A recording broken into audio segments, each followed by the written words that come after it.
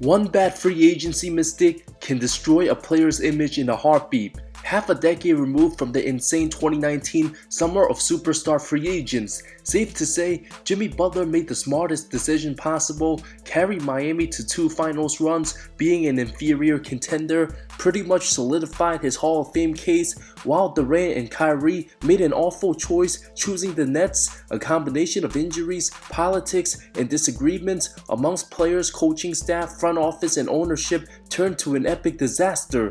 Kawhi Leonard going to the cursed Clippers when he had it all in Toronto could have possibly repeated and be considered a top 20 player by now. His legacy on the Clippers couldn't have gone any worse. DeMarcus Cousins could have secured 2 years $50 million from New Orleans after the Achilles tear, only to chase a ring with Golden State for the taxpayer mid-level. No rings won, followed by consecutive vet minimums. Gordon Hayward, without a doubt, most regretful, left Utah, wrote a Players Tribune dissing the franchise only to break his leg the very first game as a Celtic, possibly destroyed all hopes of a Hall of Fame caliber career. Just a couple months back, some of these players now looking like they're already regretting their destination choices. It's not even Thanksgiving yet. Too bad time machines don't exist. Starting with Paul George of the Philadelphia 76ers, an absolute travesty of a decision, going from one super injury-prone star to the second most injury-prone superstar. Neither him or Joel Embiid good playoff performers, certified chokers, no clutch gene, not leaders, giving a 34-year-old unreliable big namer the max, a last-minute Hail Mary for Philly to make Embiid happy. But if the franchise player continues to deny responsibility, keep blaming others, this team might not even make the postseason, winning a disgusting 2 of a possible first 13 games for a player who doesn't step up in big moments, failed to lead the Clippers, didn't make the playoffs 2022 when Leonard went out, getting outplayed by rookie Jared McCain, had poor body language.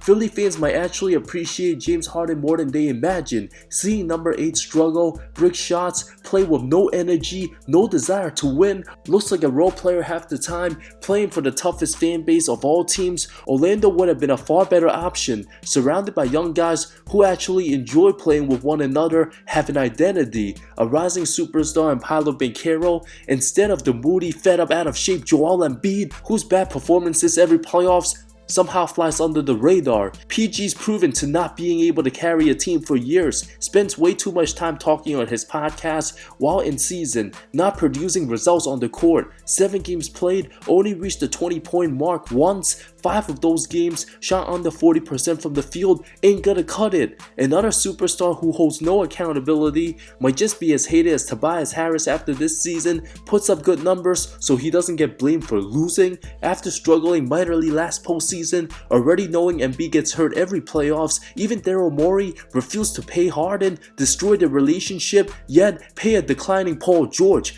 who's even worse than Harden now.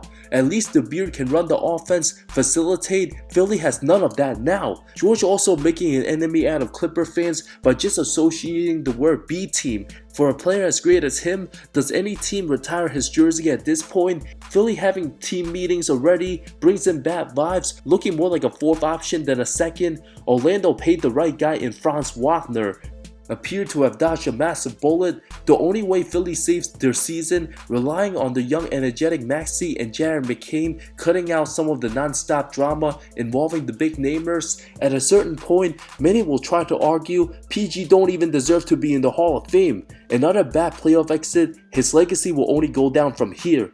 Gary Trent Jr. of the Milwaukee Bucks was seeking close to $25 million, turned down Toronto's offer, which would have paid him $15 million a year, made $18.6 last season to a minimum, struggling first dozen games with the Bucks, poorly coached team with no perimeter D whatsoever, a piss poor 7.6 point average, less than 1 assist a game, breaking terribly from the floor, supposed to be an upgrade from Malik Beasley, just as bad on the other side of the ball. If this season ended right now, Trent Jr. be lucky to get anything more than a vet minimum. Only takes one bad season for all 30 teams to give up on a player. Looking like classic Dennis Schroeder, betting on himself both his last 2 seasons. being contract years, failing to step up from 18.3 points drawn 2022 down a bit to way even worse on a weaker team. Masai Ujiri must be sick to his stomach, sending the better Norman Powell to the West Coast, getting somebody who's supposed to be a younger version. If Coach Bud was still in Milwaukee, Trent Jr. no question be playing much better. Took the wrong advice from former teammate Fred VanVleet. When his shot's not falling, simply doesn't provide much else. Raptors don't miss him one bit with the emergence of the much better second-year Grady Dick. Trent Jr. would have fitted in with Denver's second unit if he decided to join Jokic. No player tanked their value more than the soon-to-be 26-year-old who's playing like he's in his mid-30s, about to be out the league. Kevin Porter Jr., who had multiple suitors and chose the Clippers, now absolutely struggling on a mid-team, very poor man's James Harden without the playmaking. 15 games in, his averages dropped more than half, takes bad shots, 8 of 34 from deep to start the year, poor defense, being a cheap signing, 2 years 4.8 with a player option. LAC just needed other guys to fill out their all-prison team. Being desperate, no player has had a more crazier last 15 months than KPJ. Being arrested for domestic violence, out the league for a year, balled out overseas, to now playing terribly. Clipper fans will tell you he's the dumbest player they've seen in a long time, not the type to play on any aspiring contender. The Wizards his most likely destination, super frustrating, refuses to shoot when wide open, only to jack up terrible contested J's. The more bad game he has, many will continue bringing up his despicable actions. The league already gave him another shot, already on his second strike, before the NBA will have enough. Daniel Theis of the New Orleans Pelicans drew interest from other teams like the Grizzlies and Bucks. The washed-up 32-year-old found himself already starting more games than entire last season, alone due to injuries, plus not having any size whatsoever. Vanilla Theis already super undersized at the 5, only 6'8". David Griffin just torturing Pelicans fans at this point, knowing a 7-footer is needed, only to elect to play a guy no taller than Ingram. Brad Stevens, Jason Tatum, and JB deserves more credit, making Theis look good, getting to the conference finals in the bubble. The German could have chosen a more functional franchise. Being forced to play more than 16 minutes a night will only get further exposed on a team with the worst medical staff, not gonna help extend his career, likely a couple more months till his NBA career's finish. Overseas his most likely destination. Eric Gordon went from the Sixers, no longer with the Suns, who had the perfect coach in Mike Budenholzer if he would have waited a little bit. Officially wash.